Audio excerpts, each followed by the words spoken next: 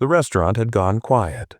A wealthy businessman in a designer suit leaned back in his chair, smirking at the young black waitress who had just served his table. "Tell you what," he said loud enough for everyone to hear, "I'll give you $100,000 if you can take my order in Chinese." The laughter that followed cut through the air like glass, but she didn't flinch. Her eyes met his, calm, steady, and sharp. Then she opened her mouth, and what came out froze every smile in the room. The man's face drained of color, because in that moment the joke wasn't on her anymore. It was on him. Her name was Amara Johnson, a 26-year-old waitress working double shifts to pay her university tuition. She'd been serving tables for years, enduring whispers, rude comments, and the kind of fake smiles that sting worse than insults. But that night, that table was different. 4 men in expensive suits had walked in, laughing loud enough for everyone to look. Their leader, Richard Langston, a billionaire investor known for his arrogance, didn't see people like Amara as equals. To him, they were background noise, there to serve, not to be respected. As Amara approached with a polite smile, he tossed his credit card on the table and said, "Be careful with that, sweetheart. It's worth more than your monthly salary." His friends laughed, clinking glasses of imported wine. Amara stayed composed. She'd heard worse. She simply replied, "I'll handle it carefully, sir." But that wasn't enough for Richard. He wanted entertainment and humiliation. When she returned with their meal, he smirked and said, "Tell you what, I'll give you $100,000 right now, if you can serve me in Chinese." The whole restaurant turned silent. The other waiters froze, some trying not to look. A few guests even took out their phones, expecting to capture her embarrassment. Richard leaned back, confident that he'd put her in her place. But Amara didn't look angry. She looked disappointed. In her mind, she remembered her late mother's words, "Never let their ignorance make you small." So she nodded politely, stepped closer, and began to speak. Not just in Chinese, but in fluent Mandarin, then French, then Arabic, switching languages with flawless grace. The laughter stopped. The room went still. Richard's arrogant grin vanished. His friends exchanged nervous looks. Because Amara wasn't just a waitress, she was a linguistics graduate student, fluent in 9 languages, working nights to support her education. When she finished, she bowed slightly and said in perfect English, "Would you like me to continue in Japanese, sir? Or is that enough for your bet?" Richard's face turned pale, and for the first time that night, he had no words. The sound of silence in the restaurant was deafening. Every head had turned toward the young woman standing tall in her black uniform, her tray balanced perfectly in one hand, her calm gaze fixed on the man who'd tried to humiliate her. Richard Langston's smirk had vanished, replaced by the uneasy grin of someone realizing he'd made a grave mistake in front of an audience. His friends shifted in their seats, whispering nervously. One of them even muttered, "She's serious, Rich. That was real Mandarin." But Richard refused to back down. Arrogance doesn't die easily. He forced a laugh, the kind that hides insecurity behind bravado. "Cute trick," he said. "You memorized a few phrases, huh? Let's see if you can actually translate this." He pulled out his phone, opened a random Chinese text from a news article, and shoved it toward her. "Read that." Out loud. Amara took the phone gently from his hand. Her eyes scanned the paragraph for barely 2 seconds. Then, in a clear and confident voice, she translated every word flawlessly, including idioms that even native speakers sometimes stumble over. When she finished, she handed the phone back and said softly, "That was about economic growth in Shanghai, sir. Would you like me to explain the regional tone differences?" A nervous chuckle rippled through the room. Richard's confidence was crumbling fast. His face flushed red as he realized that his little game had turned into a public lesson, and he was a student. But Amara didn't stop there. She stepped forward, her voice steady but filled with quiet power. "You see, Mr. Langston," she said, "there's a difference between money and education, between arrogance and culture. You can buy a restaurant, but you can't buy respect." Her words hit him like a slap. Not loud, but devastating. The investors seated nearby, who had been watching the entire scene, exchanged glances. One of them, an older Asian man, raised his glass toward her. That, he said, was extraordinary. Richard swallowed hard, trying to recover his image. So what, you're a genius waitress? He scoffed. Amara smiled faintly. No, sir. I'm a linguist. I study the beauty of language, how words connect people, even those who forget what it means to be human. The audience's reaction was quiet but electric, a mix of admiration and shame. Some guests looked down, realizing how often they'd ignored people like her. And then, something unexpected happened. The restaurant's owner, who had been silently watching from the bar, walked over.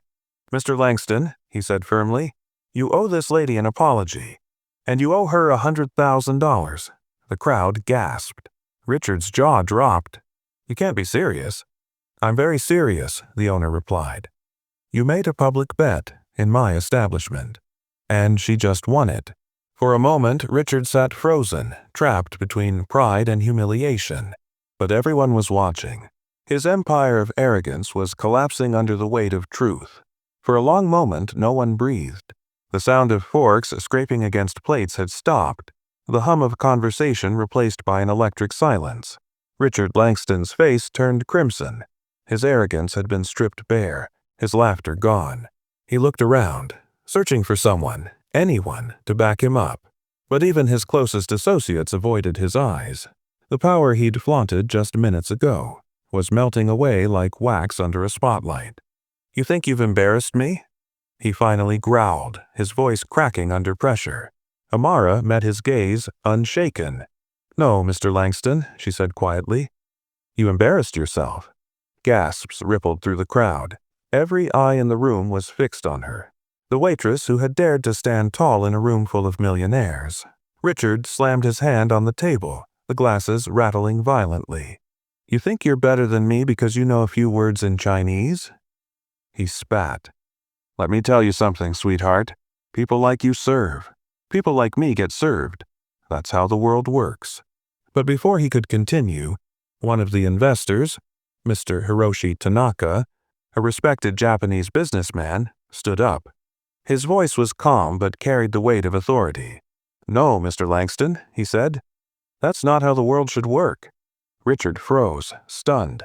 Hiroshi turned toward Amara and bowed slightly, a gesture of deep respect. "Miss," he said, "your Mandarin was flawless. Your composure, admirable. You have shown us what true intelligence looks like." The room erupted into whispers. The other investors nodded in agreement. Mr. Yuki Sato, another partner at the table, added, "For years, I've done business with men who think money defines worth. Tonight, you reminded us it does not." Amara lowered her eyes humbly, her heart pounding. She hadn't meant to humiliate anyone, only to prove that respect cannot be bought or demanded, it must be earned. Meanwhile, Richard sat trembling, his knuckles white around his glass. His empire of pride had been shattered by the very woman he tried to degrade. The cameras of expensive phones clicked quietly as diners began, recording the moment. The humiliation he had planned for her was now his own spectacle. Finally, the restaurant's owner stepped forward again, his voice firm. "Mr. Langston, the bet was public. You owe this woman $100,000 and an apology." Richard's throat tightened. He hesitated, then reached for his checkbook with trembling fingers. Every motion felt heavy, as though each pen stroke carved away a piece of his ego. Amara didn't move. She simply stood there, her expression calm but resolute. When he finally handed her the check, she didn't even glance at it. "Keep your money," she said softly, placing it back on the table. "Use it to learn some manners." The entire restaurant fell silent again. And then applause erupted. Loud, genuine, thunderous applause that filled every corner of the room. In that moment, Amara wasn't just a waitress. She was a symbol. Proof that dignity, intelligence, and self-respect are far more valuable than wealth or privilege. And as Richard lowered his head in shame, she turned away gracefully, her heart steady, her spirit unbroken. When Amara walked out of the Prestige Club that night, the cool air of Manhattan hit her face like freedom. The world outside still buzzed with the same rhythm of taxis and neon lights. But something inside her had shifted forever. She had walked into that restaurant as just a waitress, a woman people barely noticed. She walked out as a living reminder that respect isn't earned through money, it's commanded by truth, courage, and grace. The story spread across social media like wildfire. Guests had recorded the confrontation, and by morning, millions had seen it. Headlines read, "Black Waitress silences racist millionaire with fluent Mandarin." Some called her a hero, others called her a mystery.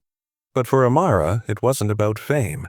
It was about finally reclaiming her worth after years of being told she had none.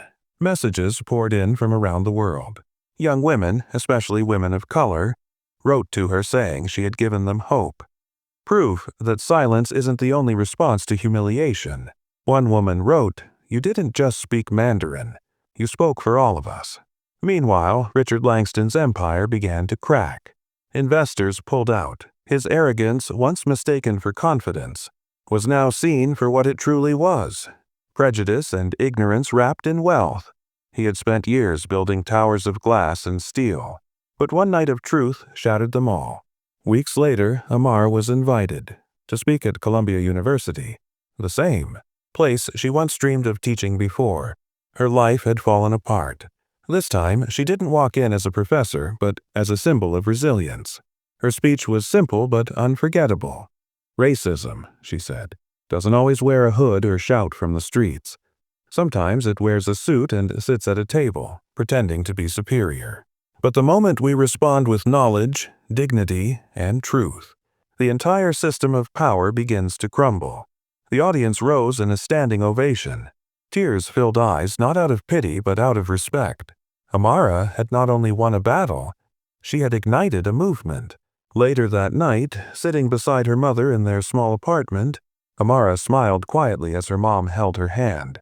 "You didn't just teach him a lesson," her mother said softly. "You reminded the world who you are. And that's the truth of this story. You don't need wealth to be powerful. You don't need status to be respected. You only need courage to stand when others expect you to kneel." Amara's story became a lesson written in the language of justice, one that the world would remember long after the applause had faded. So the next time someone tries to define your worth by your color, your job, or your past, remember Amara. Because respect, once spoken through truth, becomes a language that no prejudice can ever silence.